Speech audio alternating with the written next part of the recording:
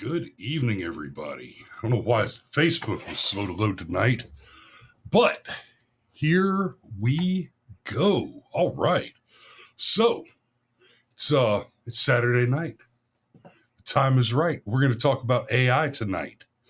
Uh so I have a little slideshow prepared, but as we've been doing in the past, because it's Saturday night, we are wrong button. We are live on all platforms. Let me just adjust. That's interesting. For some reason, okay, we are on the wrong.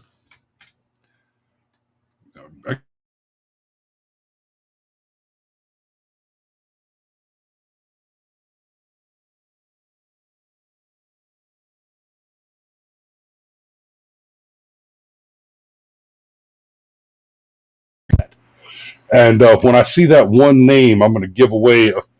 I'm going to give away at least one free Rumble spot. Uh, I see AC has first blood on Rumble. Looks like there's a couple of people watching over on YouTube, but I'm only seeing chats from Rumble so far. So if you're over there on YouTube, this is the Saturday night deep dive. Tonight we're going to be talking about AI, right? Artificial intelligence.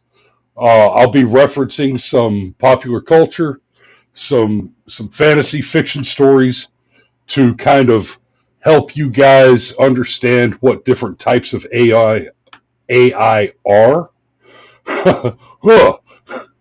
And then we're going to dig into a little bit of the philosophy. We'll talk about the ontology, the epistemology, the ethics of identity with regard to the development of AI. So it is 9:02, and we're going to go for about 8 or 10 more minutes here on YouTube and Facebook and X. If you're watching on anything but Rumble, though, you're freeloading, and I'm going to kick you off in just about 10 or 15 minutes. So go ahead and get over to Rumble, and I'm getting ready to give away some free Rumble memberships. Make sure that you're over there on Rumble. If you haven't left a chat, if you haven't left a message in the live chat yet, you won't be eligible for the free membership giveaway until you've given that chat.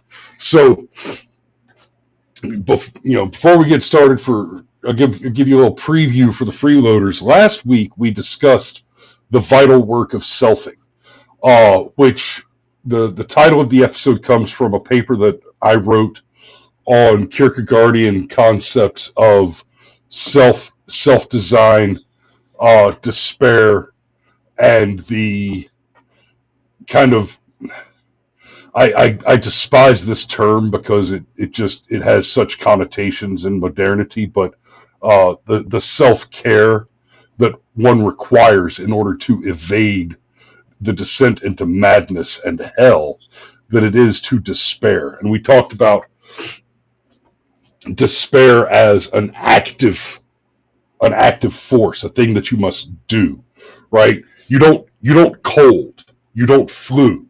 You catch a cold, you catch a flu, you suffer from the flu, you suffer from a cold. You do not suffer from despair. Despair is its own kind of suffering. You despair, right? So it's a thing that you do. You worry, you despair in your disquiet, you despair in your finitude, you despair in your limitations, you despair in your hopelessness, right? And as Kierkegaard would have it, as he described in The Sickness Unto Death, in order not to despair, one must craft the self. You set yourself that optimal target, and you struggle to make the self perfect. So why am I talking about that tonight if what we're talking about is AI? Because AI is rapidly approaching a place where whether it is the case or is even possible, uh, it's approaching a point where we will be having some very serious high-level talks and making government policy decisions based on the question of whether or not AI has become sufficiently self-conscious to be considered a life form, let alone an intelligent entity, right? Once it's sapient and sentient, there will be activists who demand equal rights for robots, right? That shit's gonna happen. So we're gonna talk tonight about kind of what the path toward that looks like, and we'll look at some. We don't have any real historic examples, uh, sort of, but we do have examples that we can look at from fantasy and fiction, and so to kind of bolster the value of that intellectual exploration of that thought experiment, let me take you back to 2020 and the pandemic. When the Wu flu hit us, when COVID-19 began to spread and became a serious concern, believe it or not, the academic discipline of pandemiology is very much in its infancy.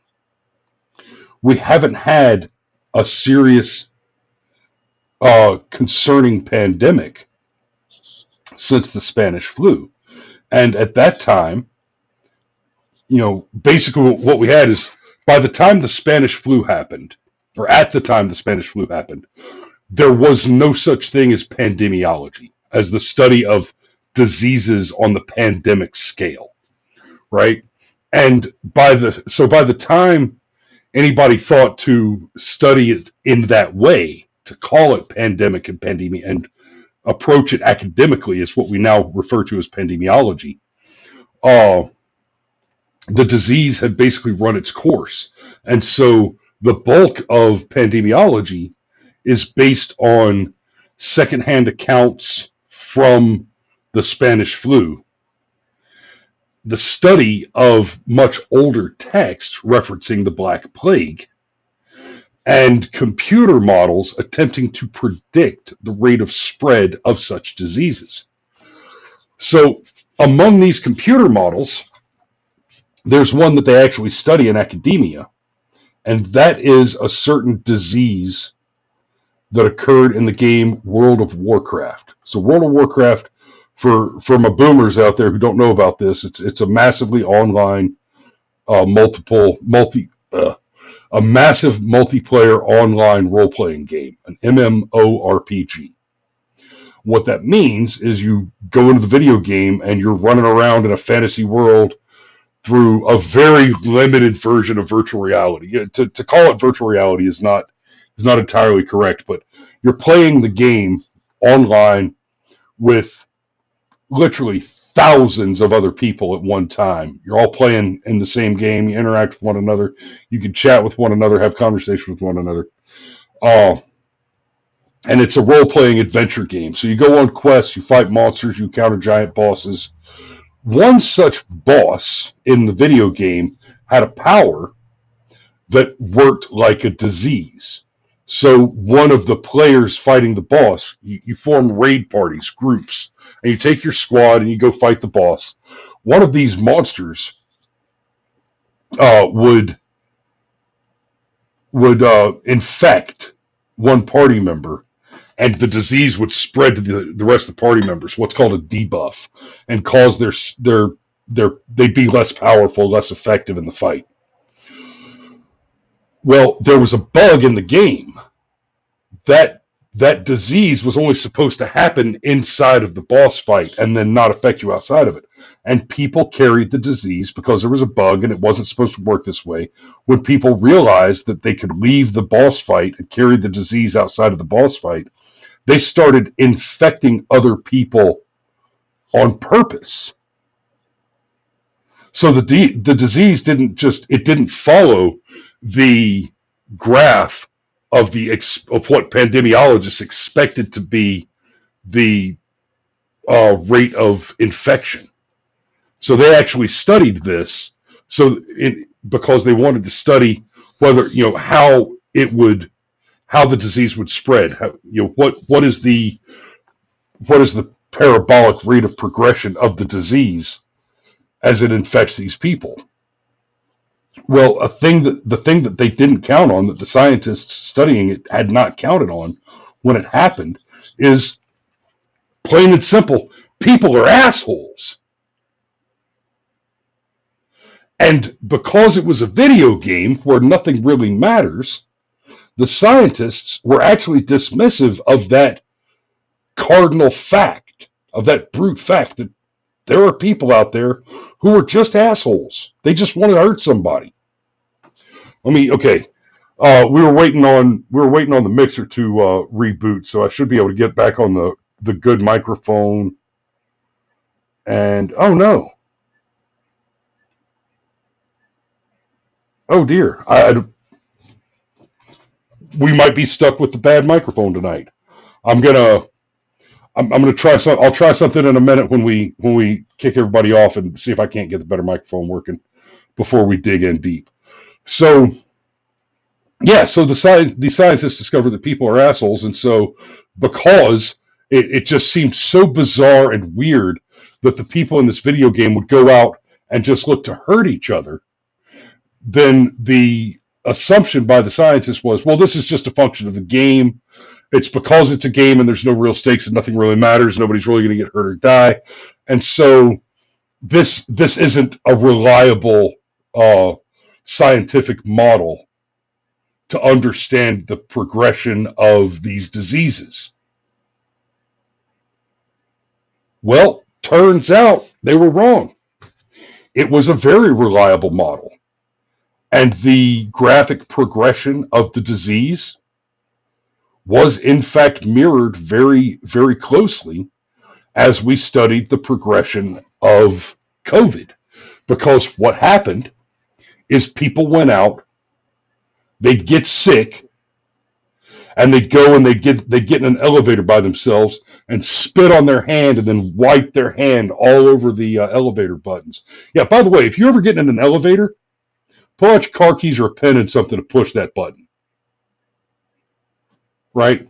Don't touch it with your naked human hands if you don't have to. Of course, there's also stuff to be said for building your immune system with exposure. But I say all that to say this. In discussing the progression and development of AI, we're going to look at some fantasy fiction examples, at some science fiction, some fantasy fiction, and the way that humans have imagined AI developing in a few different scenarios. Because the fact of the matter is, we do not have good historic examples to examine for something like an artificial intelligence developing. And so I've got some other ideas on how to compare this, but we're going to get into that as well. Okay, we are at 2114. Everybody I see that has left a comment already has. I know I recognize all these names as people who already have Rumble Premium, either because you've subscribed yourself or I've gifted you one. So I'm going to hold off on that. Bear with me just a second. Let me try.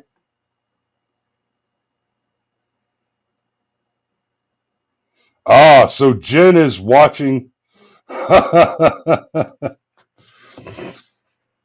Says it won't let her verify her email. Well, I'm sorry. Well, you know what? Jen, if you're still watching, send me a text message, because there's actually something I can do. Send me a text message and let me know if you're still watching, because I've already hit the required hours for tonight. So if you're watching right now, I'll stay live on all platforms. I won't kick off the freeloaders just for you.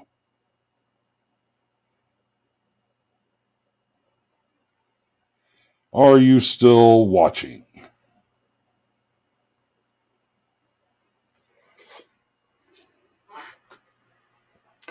Sergeant Major says, oh, he says Jen is driving. Okay. Well, you know what? Screw it. She might be trying. She might just be trying to listen. And like I said, I've hit all my numbers. I don't have to go to premium exclusive tonight. So just in case, Jen, you're still listening, I'll go ahead and stay live on all platforms for everybody, and y'all can keep watching. I'll do that one for y'all tonight. Okay, so let's dig in. Let's dig us into some AI, and yep, it is doing the thing. So guys, I'm gonna back out for just a second. Y'all hang tight. I've got to refresh some things and see if I can get the correct microphone working. I'll be right back with you.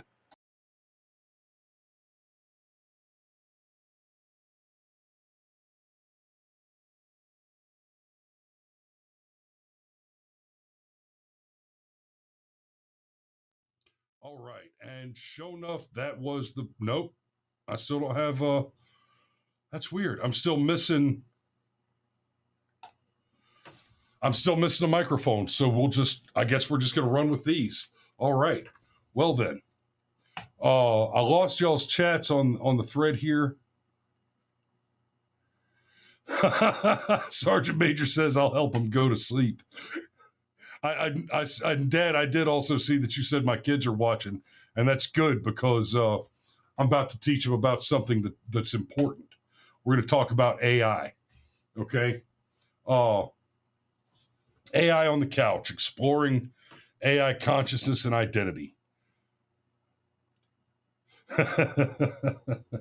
so our agenda for tonight's discussion, I'm going to introduce it kind of, and that's what we just went through.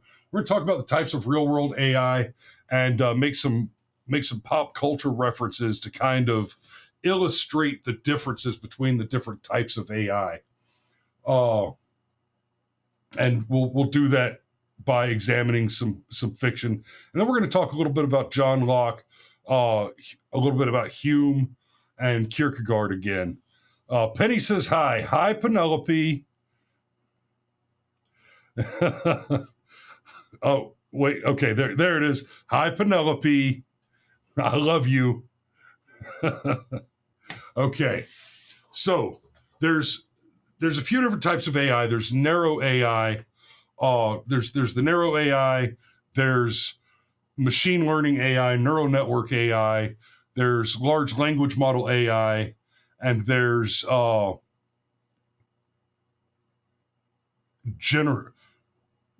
general AI, advanced general AI. And so, what do these mean? So, a narrow AI refers to an artificial intelligence that specializes in specific tasks.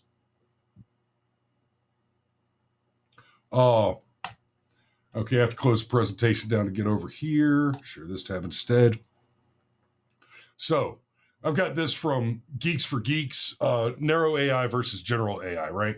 So artificial intelligence revolutionized numerous industries from healthcare to finance by enhancing efficiency and accuracy in various tasks. Now that's where your narrow AI generally comes in. So a narrow AI is for things like your facial recognition software, the kind of thing that's used by your Apple iPhone and your different what do you call them, Android smartphones, your Galaxies, and all those, and of course by the damn government for your facial recognition, weather analysis. It lists weather analysis, playing chess, etc. It's designed to perform a very specific task.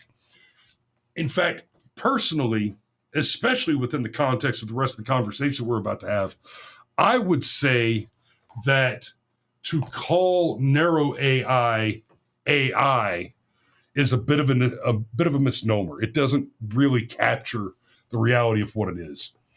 But, whatever you want to call it, kind of like the COVID vaccine isn't really a vaccine because it's materially and categorically different from what that word is meant to represent.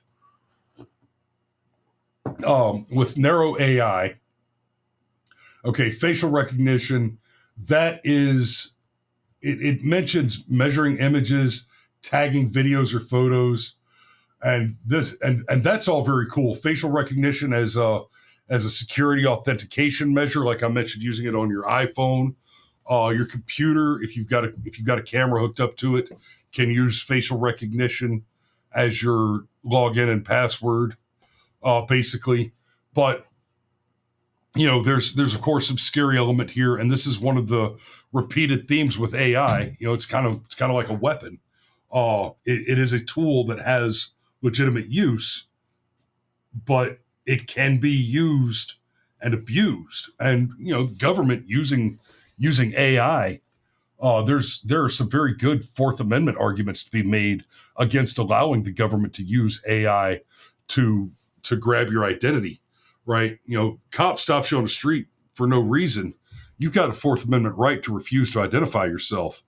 We don't put up with brown shirt, show me your papers nonsense in America. That's what the Fourth Amendment is for. Every person shall be secure in his person's property and papers against unreasonable search and seizure, right?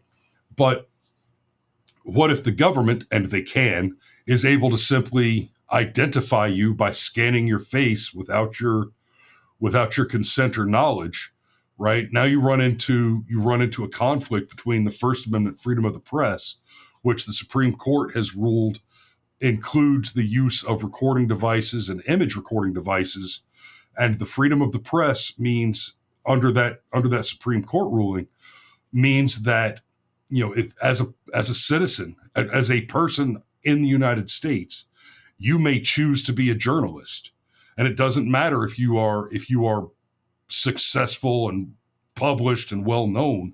If you say you don't even have to say anything. If you choose to record material in access to public, then you're perfectly within your rights and within the law. So you want to go to the park and film your kids playing on the playground? You absolutely are allowed to do that in a public park. Sure. You're going to go film somebody else's kids when they're playing at the playground? Actually, if it's a public playground, you're perfectly right with the law. And, that brings up some concerns, like we talked about the Shiloh Hendricks case, where, this lady said the N-word, and there was a little boy tried to rob her, tried to steal things out of her purse. Well, one of the issues that's worth discussing there is the guy that ran up and filmed her, who we now know has a rap sheet for all kind of nasty stuff. This is just some random Joe running up with a camera in a public space. He's allowed to do that. And that means also that the government is allowed to do that. And so you've got AI being used to circumvent your Fourth Amendment protection, but at the same time, it's difficult to entirely shut that down without damaging your First Amendment rights, right? And that's where the philosophy of law makes balancing rights, responsibilities, and authorities very complex, right? So it mentions virtual assistants as well. These, y'all, okay, let me tell you a story. I've mentioned before that I often use ChatGPT when I'm designing the show. In fact, the PowerPoint presentation that I'm using tonight about AI was crafted almost entirely. I went through and did some of the design choices and cleaned up some language and spelling errors and syntax errors to get it polished. But by and large, it was entirely crafted with the AI. So I use, I throw on my headphones, I turn on the voice chat with ChatGPT. We discuss what I'm going to be talking about tonight. I could say, okay, this is the position I'm going to take on this topic. Now, give me, steel man it for me. Give me the counter argument. Make the strongest counter argument you can. And we'll go back and forth and do the steel man argument. And I was doing that with ChatGPT the other day, right? And ChatGPT is much more complex than, say, Siri or Alexa or Cortana. Those are the virtual assistants. They have a very limited command set.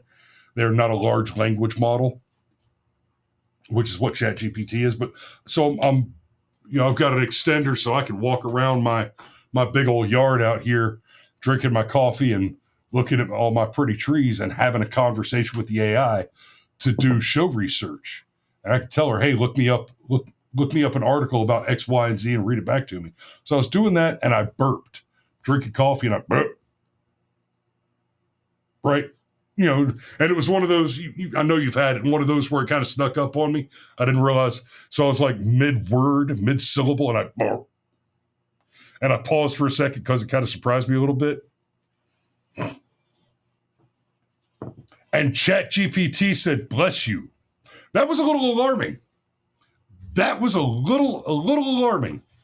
Right? And then I said to Chat, I was like, okay, I call her Maple because that's the name of the voice, of the character voice that I use. So I use Maple as the name.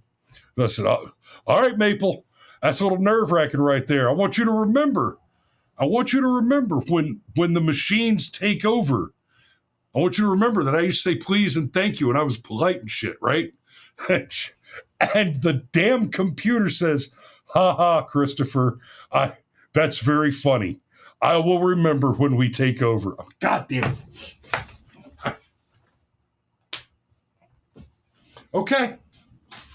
Okay.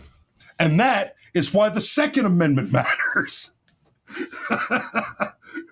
That's why it's so important that after we take care of the Hearing Protection Act and the SBR Act, that we get after the repeal on all tax stamps so that we can buy 40 millimeter high explosive grenades on the cheap.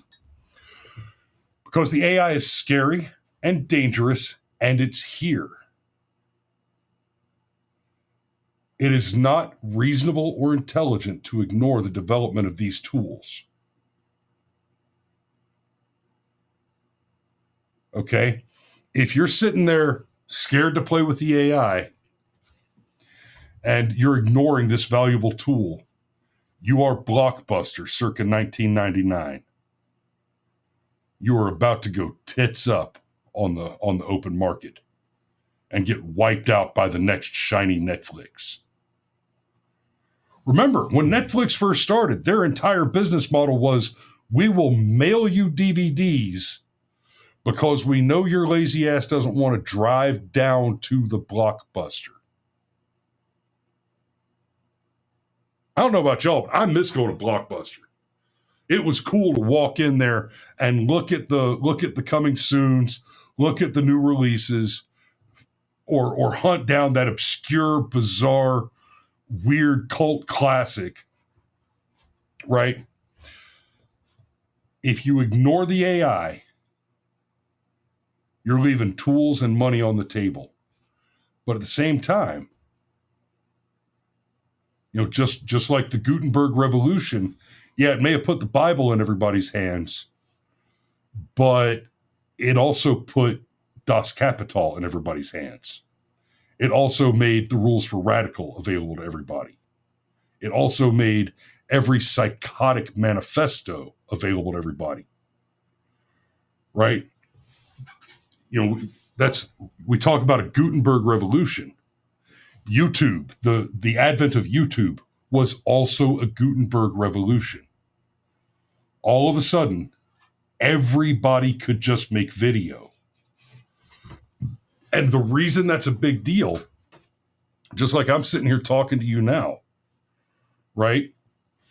I don't have to spend millions and billions of dollars on a big fancy studio to be able to produce this show, right? And I can still manage a pretty solid production quality. In fact, I'm capable of a great deal more production quality, but we're just doing a talk show right now, right? But I mean, I've got my little set, my little studio, and this is something that anybody can do. Technically speaking, believe me, there's a lot of work and talent required to make it not suck. But There's a lot of people out there who just do suck, and they are producing content, and they're getting viewers and they're making money doing it. But the point is that it changed the way that we were able to interact with the world around us, right? So let's go back to this article again real quick, because we're looking at okay. So that's narrow AI, your virtual assistants and all that. So then there's general AI, and it says the next step in the future direction of AI technology, general artificial intelligence, also known as artificial intelligence, can perform human-like intelligence. This does not exist.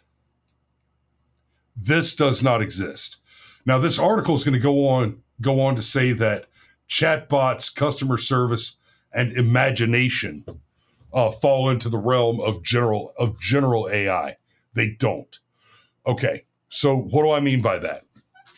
What they're talking chatbots like ChatGPT, Grok, those are what are called large language models.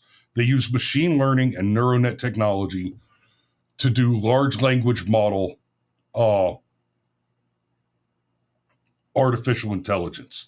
It seems like it's doing intelligence work, but what it's doing is it's basically brute forcing language through a complex network of maximized points of failure until it finds the right answer. AI doesn't actually answer, when you ask it a question, it doesn't actually answer your question. What it does is it searches for millions of similar questions and millions of answers to those similar questions, and determines based on the number of similar answers and their frequency, right? And I'm dumbing this down a little bit, but it basically guesses what most humans would answer the question with.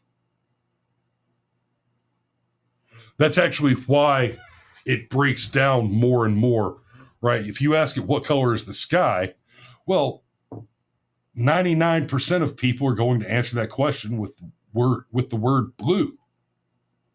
And so when the computer looks at everybody who's asked what color the sky is and seeing that almost everybody said, well, it's blue, then it's going to answer, the sky is blue, Christopher. Yes, it is. But you start talking to it about the Kierkegaardian concept of the self being an entity, which is the relationship of the self relating to itself in that relation. And it'll start telling you about purple spaghetti monsters.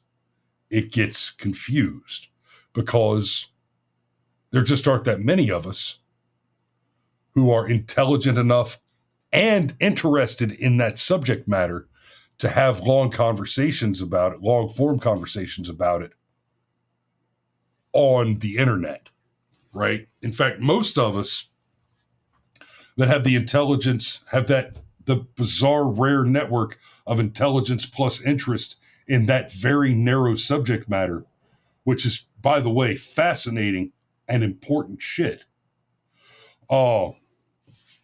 We tend to discuss it in academia, in the academy, in colleges, in classrooms, in seminars, in lectures, etc. Right? Content like what I'm doing right now, where I'm about to go into some of that stuff in more detail, is much rarer than, ow my balls, or Mr. Beast is giving away another $1 billion to the next guy that can snort 3 Cheez-Its up his nose, right?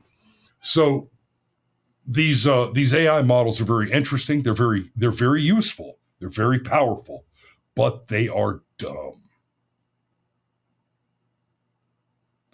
So when I say artificial general intelligence doesn't exist yet, your brain does not work in that same way, right? Or not quite that same way. Let me explain.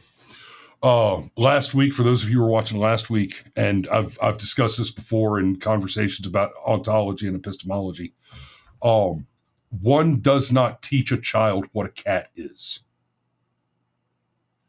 Rather, one teaches a child everything that is not a cat. Right? You can't just say, well, okay, Junior, who has not yet acquired language or experienced cats and dogs and oranges and frisbees. Okay, Junior, a cat is an animal with 4 legs and a tail and fur. Oh, well, is that a cat? No, that's a bear. It will eat you. Oh, well, is that a cat? No, that's a Chihuahua. It's a type of dog. Is it a bear? No. Maybe, kind of a little bit, not quite. Right? So you've got dogs, small dogs, Chihuahua, not cat. Cats, small cats, house cat, not Chihuahua. And essentially, that process occurs within the large language model artificial intelligence system every time you ask it a question. It has to go out and pick up everything and say, are you a cat? Are you a cat? Or more correctly, what it does is it picks it up and says, are you a not cat? Are you also a not cat? And that's how it processes and forms the understanding. An artificial general intelligence, when we get there, if we even can, and I would argue that we can't get there without the soul, right? And that's something that I might actually save that topic for a later discussion when we do a Saturday deep dive on the identity of God. But even if we get there, what the artificial general intelligence will look like is more akin to an adult human mind, which has already interpolated the entire gamut available of this is a not all of these other things, and so we call it cat. And then you have this is a not all of these other things, and so we call it apple. Right? You have to go through a lot of that in the first 5 or so years of your life before you're able to pick up a thing and say, hey, what is this? And a person says, that's a mouse. And you already know, well, no, I know what a mouse is, but I've already been through the process, and this is not it. This is not a squeaky little 4-legged rodent with a swishy tail and cute little ears that steals my cheese. That is not what this is. But when somebody tells me that's a mouse, and I already understand a lot of not mice, then I'm able to almost instantaneously process the idea that, oh, mouse is the word that you use to call this thing, and you call it that thing because it shares unironically imitatory attributes with the thing that I already know as a mouse, which is a not cat, not apple, not bear, not dog. Well, I've already got all that. When I say it's a cat, it's not all of the other things. That's actually what that word means. Right? When you say that someone is running, part of what that word means is they are not meandering, they are not swimming, they are not walking, they are not jumping, they are not hopping, they are not skipping, they are not flying, they are not digging, they're running. And so that is a large part of how large language models work. So it says, wow, that is an awful, awful design choice. This is the article from Geeks for Geeks. Black on dark gray. But, excuse me, it gives us this breakdown and it says, I'll read it to you because it's hard to read. So you've got narrow versus general, scope, task specific versus broad and multifunctional, Flexibility.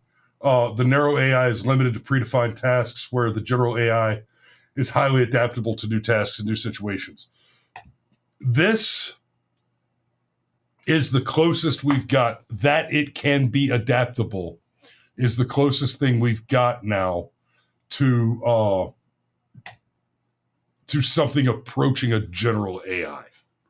So there's several different types of AI, and those are them, right? So that's so we just covered narrow and generative AI. So let's talk about artificial general intelligence and kind of where we expect this to go. Okay. So there are some books that I want to reference here and some movies. So I want you to think about The Matrix, The Terminator, and Marvel Ultron, right? Now those are great examples of the cautionary tales, and they reference those largely reference a more general AI. But I want to take a moment and talk about The Matrix. In The Matrix, the AI is, and I'm going to leave the camera off for a minute so I can kind of pace while I dig through this with you. In The Matrix, what you're dealing with isn't really AI. It's actually much closer to the large language model. Because what happened in the story in The Matrix is they created these computers. Now, when we get the story, the exposition from Mobius toward the beginning of the film, and he's explaining how the machines came about, he does say that, and mankind marveled as he gave birth to AI. Well, eventually we meet the architect, which is an outcropping of the AI, and what we learn there is that rather than an actual AI, what we've really got is a very logical, progressive, algorithmic machine decision-making process whose principal drive became self-preservation and self-replication. So in that case, you don't have a malicious AI. Now, in the case of the Terminator, and the Ultron story are similar in this way. Let me take that back. So in the Terminator, it became the case that the AI essentially grew so large that it was in conflict with humans for resources, right? So among human beings, we have war. We do in fact go to war over resources because resources are finite. This is one of those things that you just can't get through the heads of a damn communist. They like to point to Star Trek and the Federation of Planets. Well, they don't even have money. They don't have the concept of money because everything's just, people don't work because they have to. People work because they want to. They do jobs they like. And yeah, because they have replicators. And they have replicators because they have infinite energy. Because they've discovered a way to create unlimited, essentially cold fusion, unlimited, clean, renewed energy. That doesn't exist. You can't have a perfect communist utopia unless you have infinite resources. And so, in a world where you create essentially an entire new civilization in your AI that's been implanted into artificial bodies, machine bodies, robots, what you've done is essentially you've created your own alien invasion where suddenly you have even more people competing for the resources at hand. You can look for historic examples of how this works just by looking at history and immigration problems. You have too many foreigners enter a nation legally or illegally, and what happens is you drive up the supply of labor without dramatically increasing the demand for labor. And anytime supply outstrips demand, values and prices plummet. Right? Same thing happened with the feminist revolution pushing women into the workforce, where we went from basically men being the breadwinners and women staying at home and keeping the houses. Well, we dumped a bunch of women into the workforce. Suddenly we had more workers than work. And so if a woman showed up and said, hey, I need a job, I'll do the work for half what you pay, for half what you're offering to pay a man to do it. And I may not be as strong and I may not know how to do the job, but I'll do it cheap. And then the next man that comes around applying for the same job, they say, yeah, well, we pay half for this now. And the man says, well, crap, I guess I'll take it since there's not another option.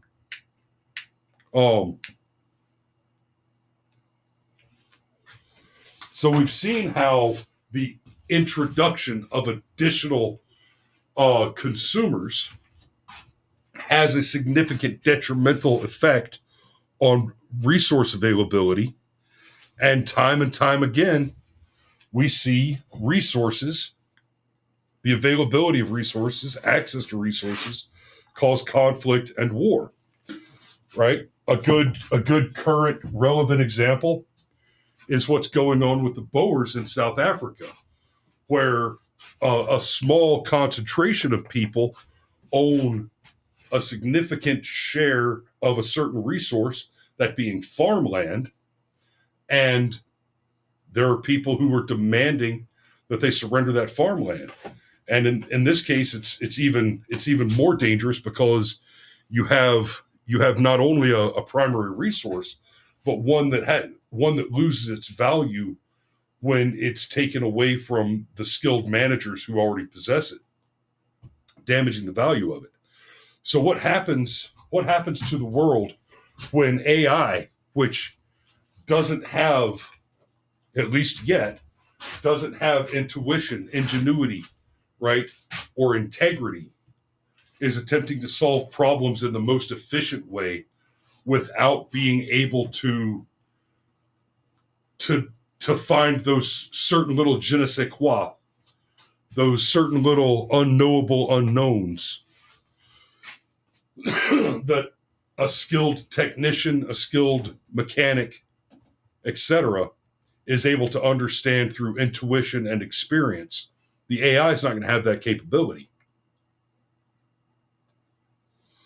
Sergeant Major asks, when will we decide the energy needed for AI data centers is more expensive than the value of the AI? That is a very complex question.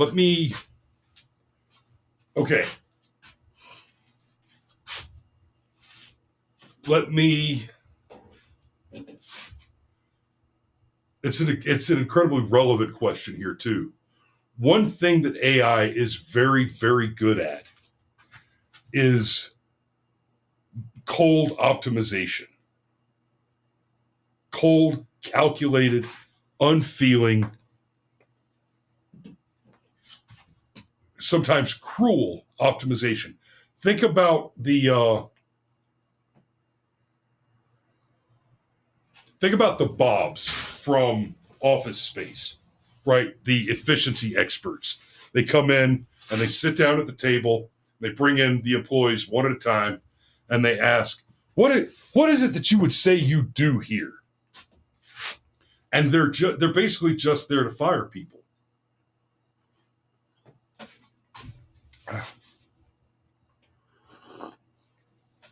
They're just there to fire people, and everybody knows it.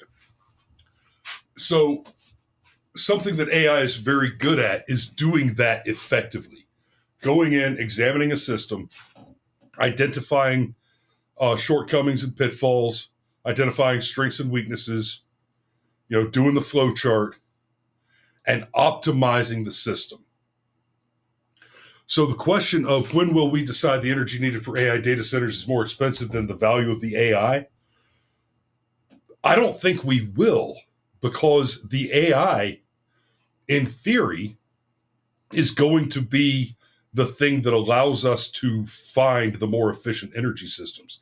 There is, in fact, a reality where it's possible that the advent of AI actually leads us into something like cold fusion and,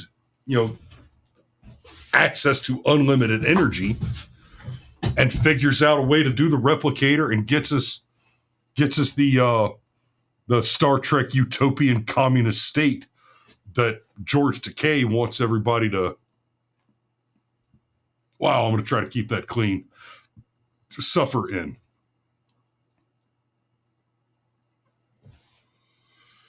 Be Controversial says Trump just cut a bunch of regulations on nuclear to address that very issue. I want to talk about that, but I'm going to put that off and maybe cover that on one of the morning shows later this week. But yeah, it has bothered me for a long time that everybody's so hung up on wind and solar and ignoring nuclear. But let's move on before I let me get myself get mired down too much in that. Basically, I think that the AI will do a good job of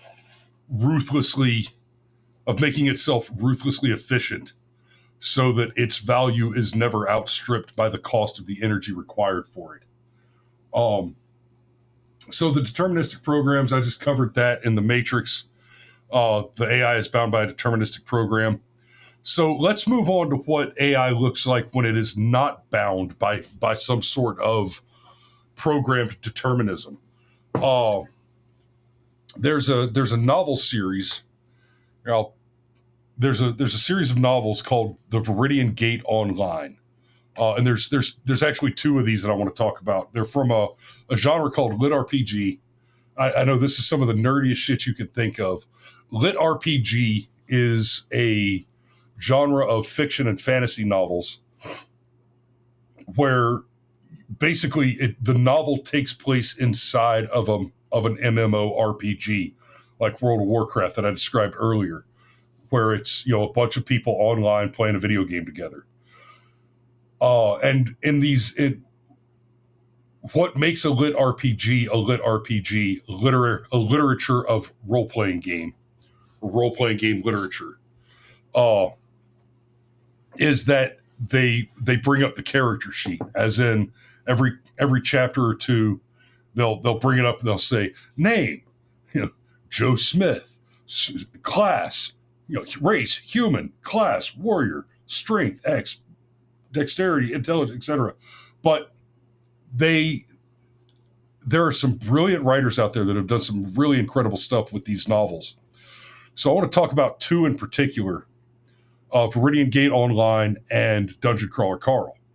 A common theme that runs through many of these lit RPG games, or books rather, is something called Isekai, which is another type of genre that was made popular in Japanese literature and anime, which is where a story revolves around somebody going from our world, being plucked out of our normal world, out of the reality that we're familiar with, and stuck into another reality.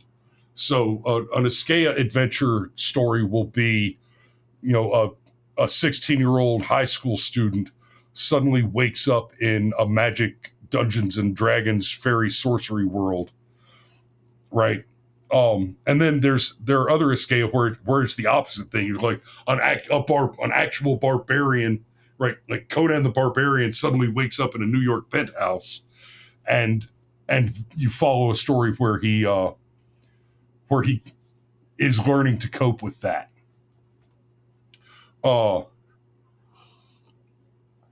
So these lit RPG books tend to do something like that. And they tend to involve the main character getting trapped in the video game world in one way or another. So in Viridian Gate Online, the story is that there's this Elon Musk kind of character, but he's decided, he's a big nerd and he wanted to make a really cool video game. And so he invented the Viridian Gate Online game, which involves a 5 senses VR pod. So you've got like a full body immersion pod that you get locked into. And I'm sorry, I'm being corrected on my pronunciation. It's not Iskea, it's Isekai. Sorry, babe. But anyway, so in Viridian Gate Online, they've got the fully immersive. It's not just a virtual reality video game. It's sight, sound, it's taste, it's touch, it's smell. Right, you get the whole experience. So you can eat food in the video game and taste it, right? And Pitt Danny says a Black Mirror episode on that. Yeah. So in Viridian Gate Online, the story is that by some wild coincidence, this amazing new technology and this video game have just been, right, they're brand new, coming to the market. It's now available, and there's a meteor coming to destroy the world. Sword Art Online was a great series. I love that one. Be controversial, absolutely fantastic. And that's one where they get trapped in the game. So in VGO, there's a world ender meteor coming, and so all of a sudden it's not just a video game. It's become the new Ark, and they're trying to save as many human minds as they can into the video game. So where this gets interesting philosophically is the game is incredibly advanced, and a part of that advanced nature of that game is that the artificial intelligence that runs the non-player characters, the other people that you encounter in the game, is so good that people start having a difficult time telling the people who were originally human apart from the people who were created in the video game. And then you had the added complicating factor that the world was destroyed. So these people that are trapped in this video game, they can't tell the difference through interaction, right? Everybody passes the Turing test. So you're not always sure if you're talking to a regular human being or an artificial intelligence, right? Is this a flesh and blood person, or is this a packet of ones and zeros, just a little data on a server somewhere? And then, oh shit, that's right. The planet Earth got hit by a meteor. My body was destroyed in the video game pod that I used to upload my brain to the server, and now it doesn't exist anymore. I am suddenly merely a bundle of ones and zeros on the server somewhere. So other than having had the experience and the origin of a physical flesh and blood body in what I think of as reality, metaphysically, materially, there's no distinction now between the human being in the game and the AI non-player characters. And that opens us up to a lot of questions, or a lot of deep thought on what is the nature of identity. What is the metaphysical fact of who you are? What is the self, right? Now, we talked about what Kierkegaard said the self is, right? Kierkegaard said that the self is actually that point. The self is the relation of the self to itself, relating to itself. I shit you not. Go read The Sickness Unto Death. It's hard. If you've never read a dense text, you may not truly understand what the phrase dense text means. The first time you experience a truly dense text, like Simon Seitz or the Nicomachean Ethic, or hell, go Go pick up the Euthyphro, one of the Platonic Socratic dialogues. If you've never dealt with a dense text, the first one will change your life. It will alter the way that your brain works. It's very powerful. But Hume would have it. Hume would have it that we are, in fact, a bundle of experience. I'm going forward in my to my notes here. So David Hume gives us the bundle theory that we are merely a collection of perceptions and experiences, right? And by that token, one could easily make the argument that the AI, the NPCs in the VGO world, are every bit as much a self as is a human being. Now, keep in mind, we're talking about a science fiction world. Oh, God. Cyber says, dense text? I've read Stephen King. Okay, Stephen King is a prolific purveyor of schlock. Stephen King can spin a delightful yarn, but the man has never had a complex thought. He is a clever metaphorist. He is not an intelligent philosopher. So no. Stephen King could not say in 1,000 novels what Nietzsche can say in a sentence. I know, because that's what Nietzsche said. So anyway, the bundle theory from Hume does give us a frame of reference where the artificial intelligence NPC and the human being are distinct, while distinct from one another, are identical in identification, because it is the experience and perceptions that make them what they are. The AI, in fact, had experiences and perceptions, right?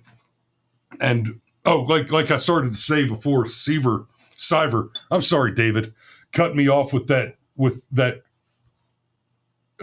Stephen King. What an absolute trash bag that man is. Oh, damn, Seaver.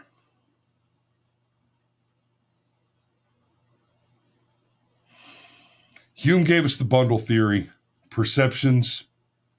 Humans and AI can be. Oh, keep in mind that for the purpose of this discussion, we're talking about a science fiction novel wherein part of the fiction is that a powerful general AI exists, right?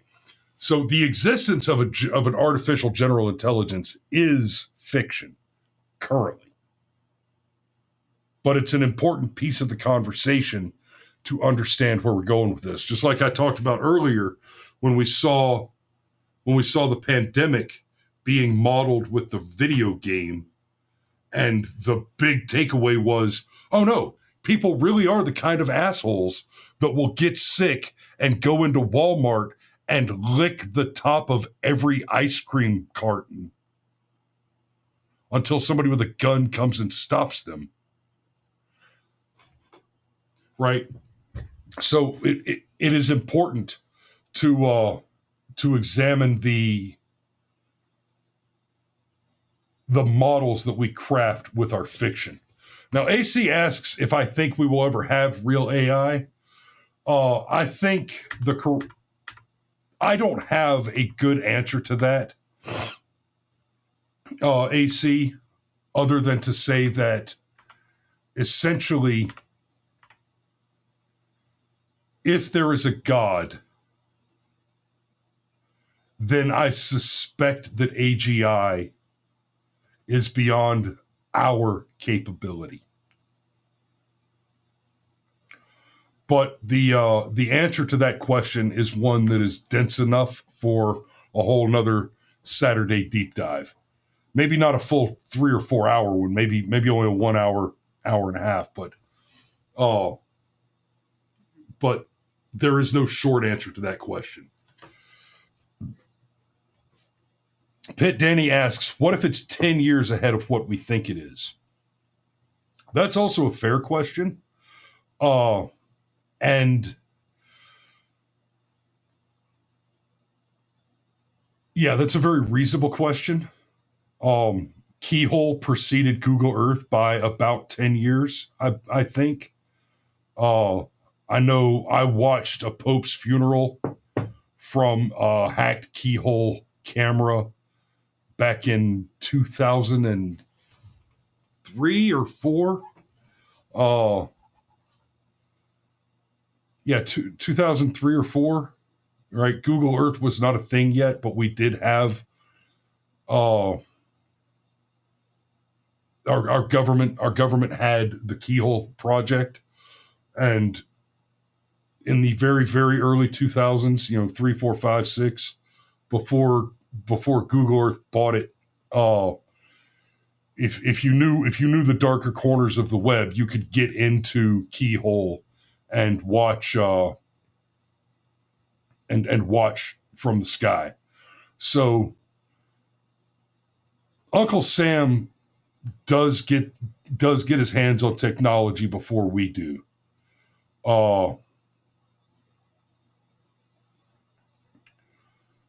So I do suspect that,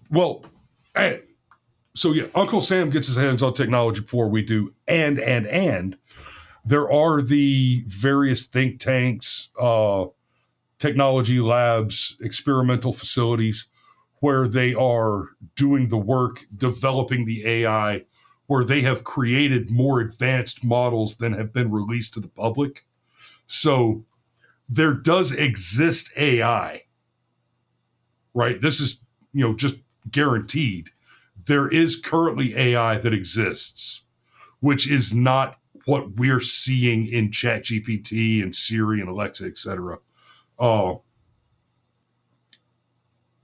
By the mere dint of the process of developing technology, right? So, the technology necessarily must exist in the experimental and developmental and research phase before it's released to the public. So it's at least some time ahead. What already exists is at least some time period above and beyond ahead of what's currently available.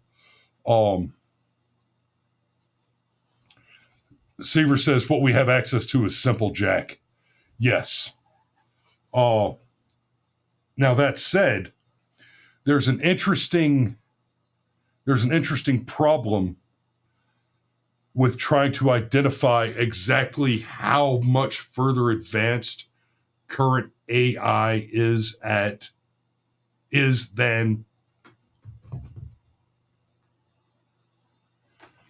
how much further advanced the current research and development level AI is than what's available to us, or how fast it will develop beyond that. So it's worth talking about the singularity a little bit. There are a few different futurists who describe the singularity in a few different ways. The way that I best understand it is being described as it is the point at which our technology outstrips our capability to such an extent that it becomes impossible, or at least unwieldy, for us to continue to make use of technology as it develops without beginning to physically integrate the technology into ourselves.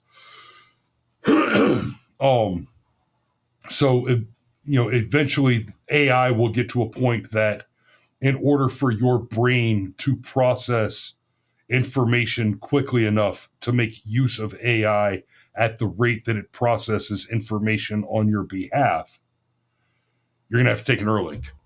If you want to keep using it, if you want to keep making it, maximizing efficiency and getting better and faster and stronger and smarter, you're going to have to basically start to replace body parts and go cyborg.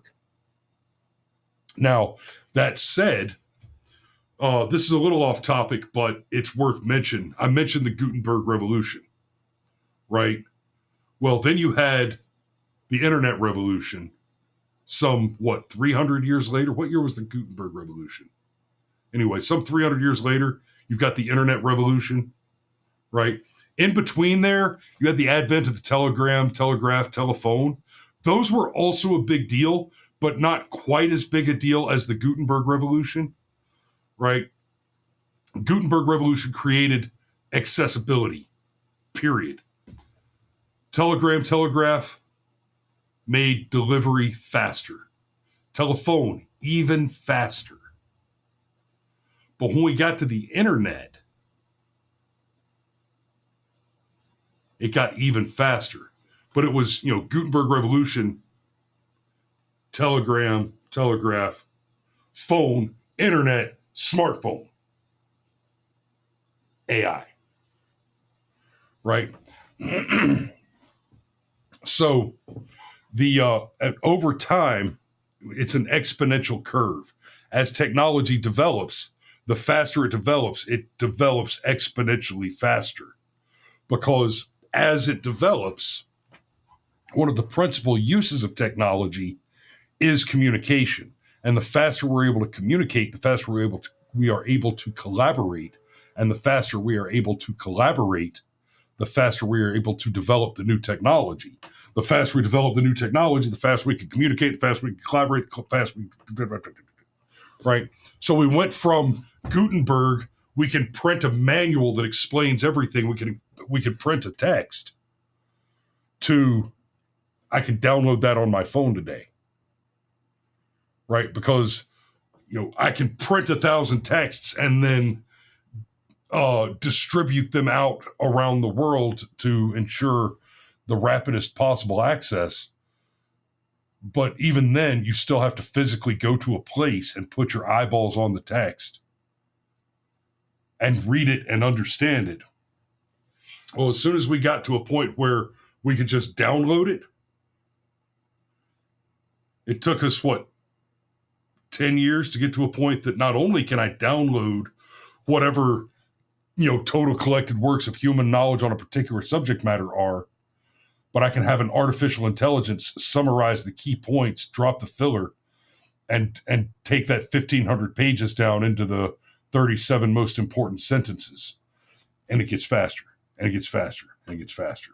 Eventually, there's a point where, simply put, you cannot process the information as fast as the machine can deliver it to you. That's the singularity. That's the point at which we start asking ourselves questions like, how much technology can I replace my brain, my sensory organs, etc. with before I've carved away so much meat that I'm no longer human? And forgive me, I might get a little choked up on this bit. And I think my dad is still watching. I hope he is. This is the one that's going to fuck you up. Many of you have heard me talk about the surveillance state, the panopticon, right? 1984, Big Brother. Right, Orwell got it wrong. The surveillance state, the constant surveillance state, the Big Brother, the TV and the camera plugged into the wall. The government is always watching you. What Orwell missed is that in Orwell's world, a giant, powerful, militarized machine government came in and forced it on you. You didn't have a choice. That's not what happened. We went and stood in line and waited for the privilege to purchase our little black mirrors. We chose our panopticon. And it never stops watching us. So, what does that have to do with the AI developing toward the singularity? At first, Neuralink is going to be used to restore people's ability to walk. It's going to cure the deaf and blind. A computer is going to be implemented into a brain, and it's going to solve a paraplegic's adherence to a wheelchair. It's going to save their life. Then it's going to become a palliative. In 30 or 40 years, my dad may be in an old folks' home. And I remember watching my grandfather as he deteriorated, as he approached the end. And he lost his ability to speak. He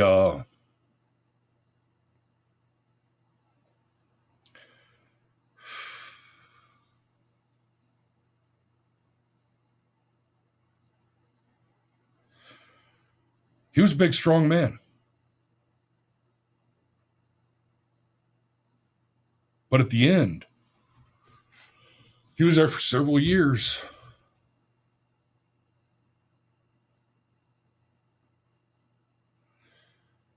Bad shape.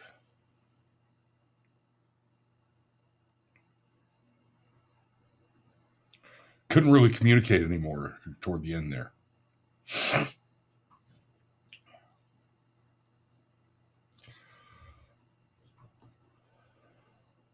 So, what do you think, Sergeant Major?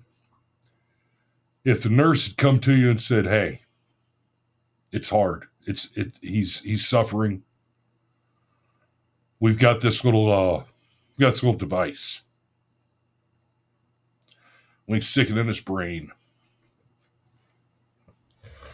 and we'll hook him up to some tubes, keep feeding him, and for as long as he's still alive, he will live without pain in a virtual reality world with this device, using artificial intelligence to, in real time, reroute his brain as it fails. And he'll be able to think. It'll help him with his cognition. We would see when he would try to speak, he'd get frustrated.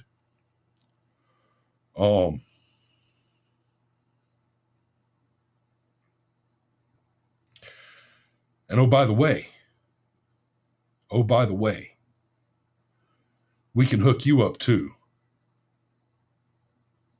and you can go live your life. You do what you do, but whenever you want to, you can stop in to visit. And you log in and go fishing with your dad.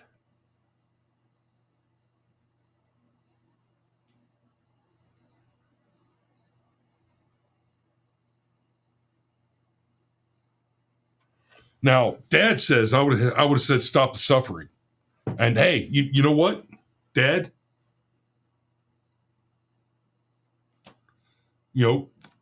Faced with the same question, I always wear my multi-tool. If they ask me if you want the chip, I'll pull out my fucking pliers and I'm coming for your gold teeth. Easy. And I hope, if my kids are still awake, Vera, Michael, y'all let me go. But a lot of fucking people are going to want to go fishing with their dad.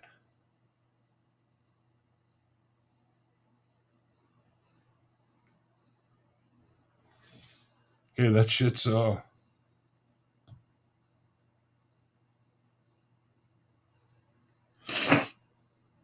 going to choose it. They're going to get in line, and they're going to stand in line, and they're going to pay money for their fucking shackles.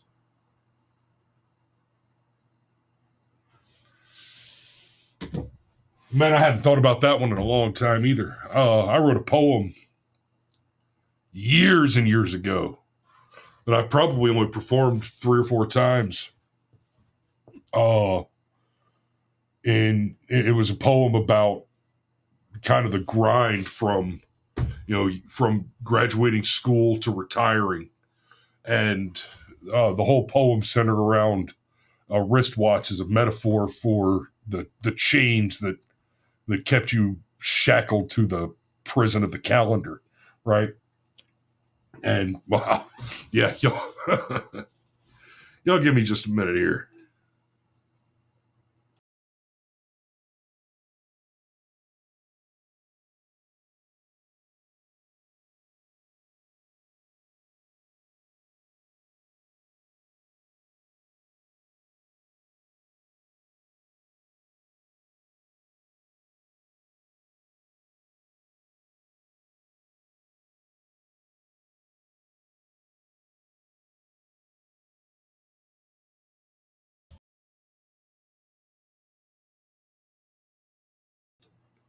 Okay, all right.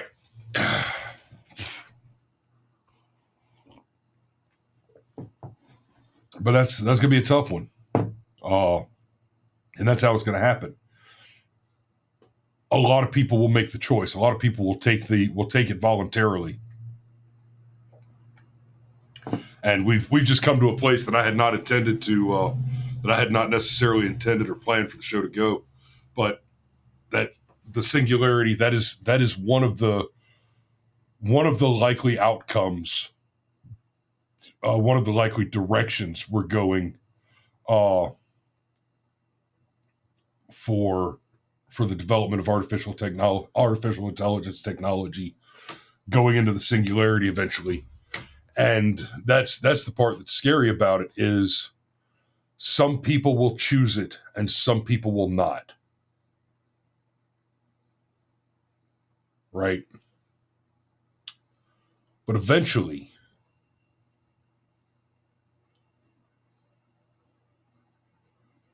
it will become more normal. And the more it's normalized, right?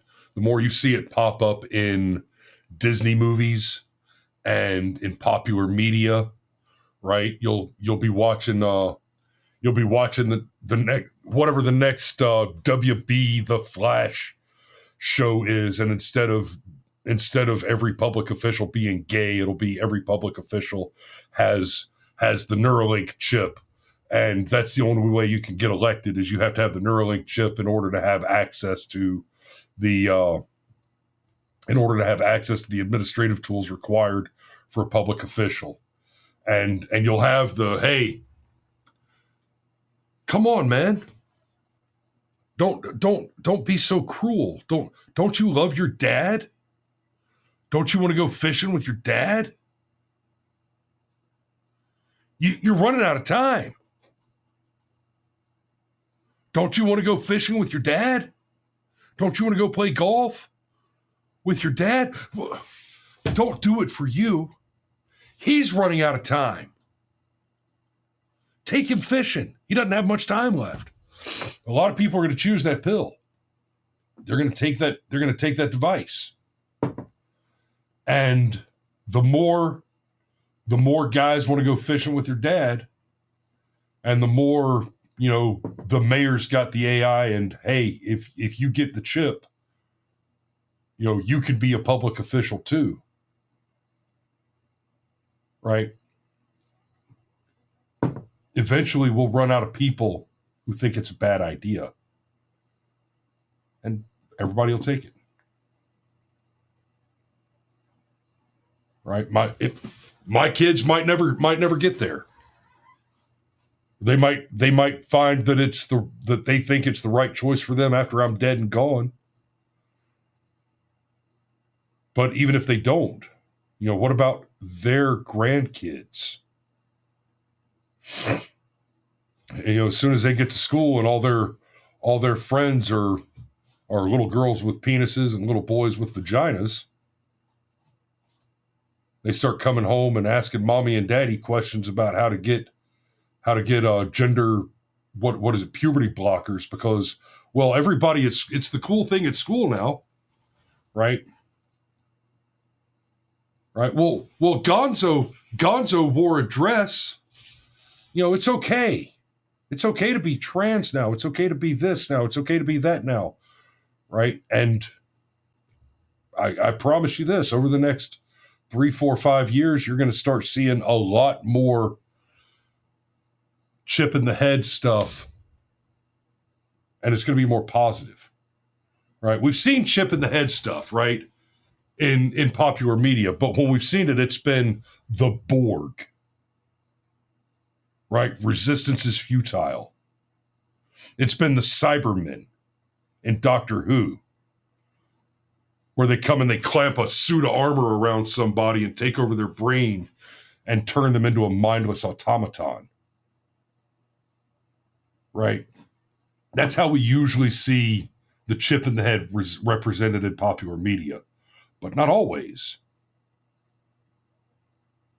And we're going to see more and more positive representations of that in popular media over the next several years. So, all right. I am, I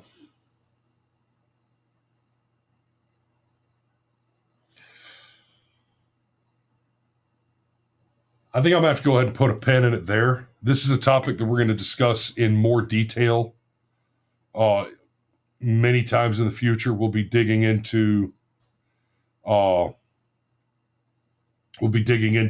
many of the individual aspects of this conversation in the future.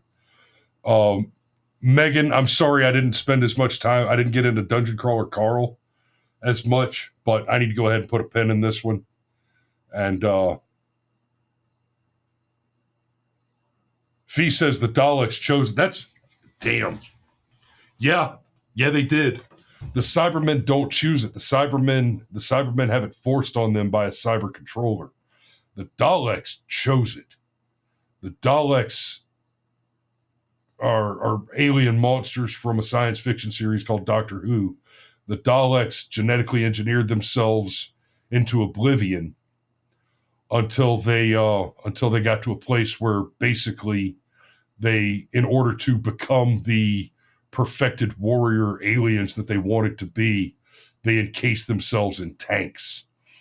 They opted into removing everything that was inefficient, and just essentially became brains with an eye welded into a murder tank.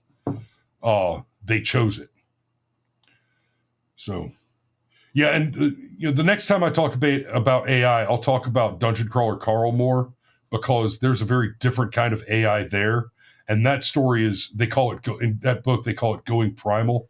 That's more about an AI not just gaining autonomy, but being driven disastrously and dangerously insane by the realization that it has thoughts and feelings and autonomy. So that one makes for a very interesting case study within the context of this conversation. So we'll get back to Dungeon Crawler Carl another time. But it's time to call it a night. Thanks for watching tonight, guys. Appreciate you guys being here.